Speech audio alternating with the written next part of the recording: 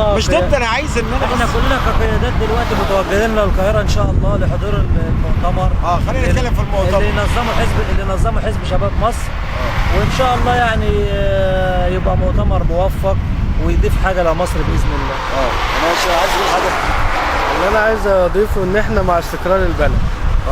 احنا رايحين مثلا مع الحزب بتاعنا ان احنا مثلا واحد من ضمن الشباب ان انا عايز البلد تستقر، انا مش عايز فوضى تاني. انا عايز ان البلد تستقر، ومثلا سيبك بقى معلش انا ضد موضوع مثلا الفوضى. مفيش واحد جعان بيخطط مثلا ل 11 11. طيب يا محمد توخي، انا شايف امسك علشان اطلع مع الزملاء، بس انا جاب لي انا سبب التصوير حاجه، يعني ان انا والزملاء بنحاول بقدر المستطاع ان احنا نعمل كلنا دور لحمايه او الوقوف صف خلف القياده الحاكمه بتاعت الرئيس عبد الفتاح السيسي. والنهارده احنا طالعين على فكره، احنا على طريق المنصوره القاهره بنصور. استاذ مصطفى انا سعيد بيكم، سعيد بالشغل معاكم في امانه الجاليه.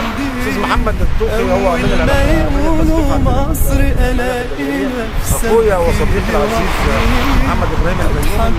الغرض مش ان انا اسالهم واتكلم، الغرض ان انا اقول للناس ان احنا رايحين دلوقتي على المؤتمر في القاهره ان شاء الله. يا رب ربنا يوفقنا ان شاء الله، كلنا مجموعه مع بعض.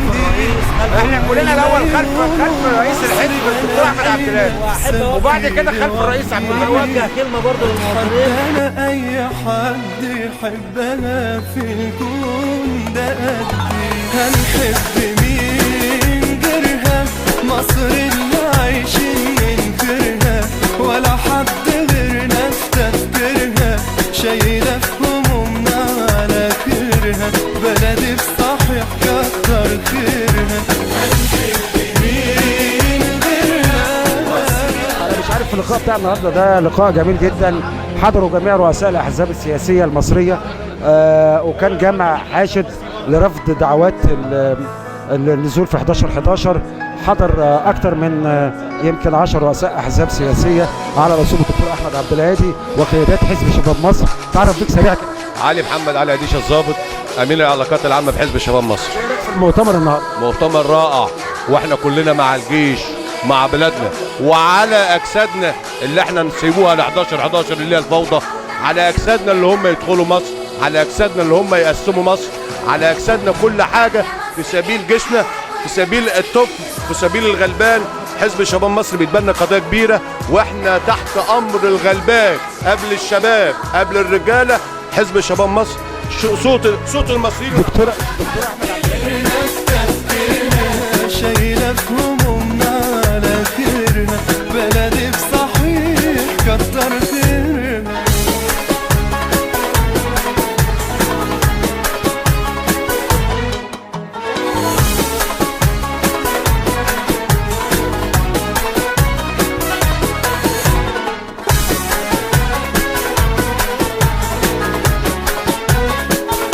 احنا محتاجين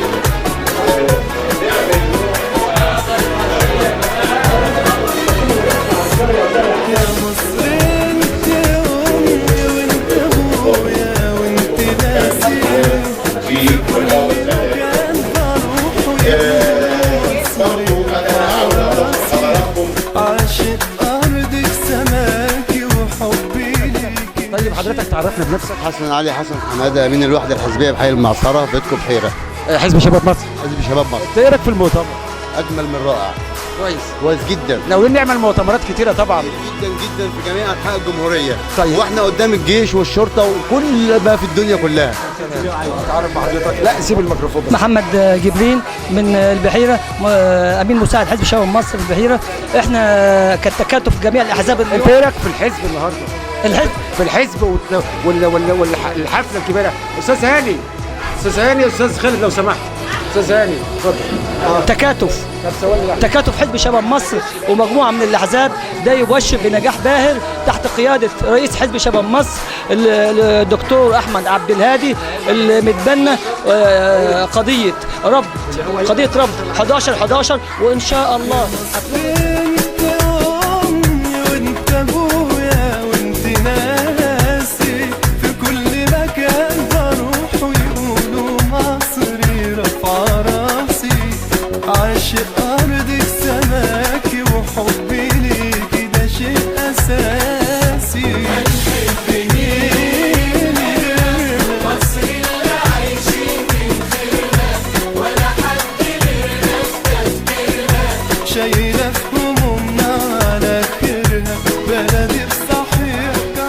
خاصه من رئيس من امين حزب شباب مصر في شمال سيناء الاستاذ هاني العربي. طبعا انا بعتذر لك عن الكلمه، بس معلش عشان وقت القاعه ويمكن القاعه عايزين يخلوها. احنا طبعا بنشكر كل الساده الحضور اللي حضروا المؤتمر، وطبعا شرفونا ونورونا، ولنا الفخر ان المؤتمر ده اتعمل على ارض القاهره. ولكن انا كان نفسي اقول كلمه بس. قولها دلوقتي. لا قولها والدنيا كلها بتشوف. جاي من شمال سيناء عشان احضر مؤتمر بيرفض النزول في 11/11.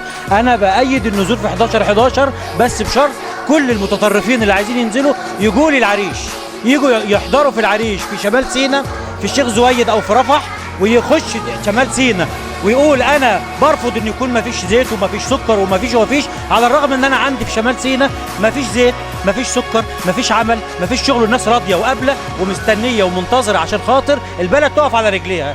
لكن كل اللي موجود في رفاهيه وبيشتغل وبينتج وبياخد فلوس وبياخد يوميا 100 جنيه و200 جنيه في القاهره، هو اللي عايز ينزل الشارع ويقول لا انا مش عايز الرئيس ومش عايز الحكومه. انا برفض الحكومه اللي موجوده، انا مش عجباني لاني مش حسب متطلعات الناس اللي موجوده ولا لبت متطلبات الشباب اللي موجودين. انا كل اللي انا عايز اقوله ان 11/11 ده شيء مرفوض، ولكن في القاهره انا نفسي باللغه الفلاحي كده الراجل اللي قادر ان هو ينزل الشارع ويقول انا هتظاهر ضد الدوله يجي. انا سعيد بيك يا محمد. انت طبعا انا عايز البلد انا مش عايز فوضى كده، انا عايز شايلة في همومنا على كرب بلدي بصحيح كتر خيرها. مين غيرها مصر اللي عايشين من غيرها ولا حد غيرنا استذكرها. شايلة في همومنا ظاهر في شمال سيناء استاذ خالد المحامي وانت رئيس حزب الشعب الديمقراطي. كلمه وانت اتكلمت كتير، بس كلمه لاعضاء وقيادات حزب شباب مصر اللي واقفين ورا حضرتك دلوقتي وتبنوا عدد من المؤتمرات، تقول لهم ايه؟ ادوهم، عايزك سعادتك تدوهم دفعه ممكن. اولا انا اسجل اعجابي وتقديري وانه سوف يتوقف التاريخ السياسي طويلا في مصر امام الجهود البناءه التي يقوم بها حزب شباب مصر الذي اسسه وانشاه وقاده ويقود العمل به رجل ليس كمثل باقي الرجال.